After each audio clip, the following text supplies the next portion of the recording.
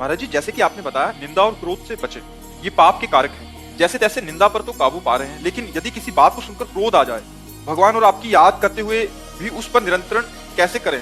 जैसे हम चाहते हैं कि आप हमारे साथ ऐसा बर्ताव करें, आप उसके विपरीत करेंगे, हमें क्रोध आ जाएगा। अगर हमारी कोई कामना नहीं है, हम अपने कर्तव्य का पालन करते हैं और सामने वाले पर भगवत दर्शन करते हैं, तो क्रोध आ ही नहीं सकता। जब तक हम भगवान के चरणों का आश्रय दृढ़तापूर्वक नहीं लेते और सब में भगवत भावना नहीं करते, तब तक न काम पे काबू पाया जाएगा, न क्रोध पे, न लोभ पे, न मोह।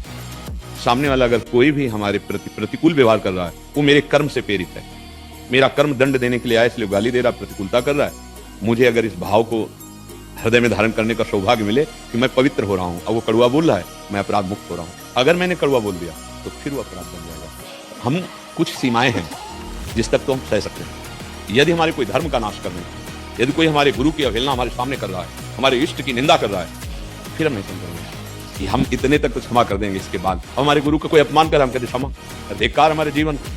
हमारे इष्ट की कोई निंदा कर, हम कहते क्षमा है। हमारे राष्ट्र पे संकट आ रहा, हम कहते क्षमा।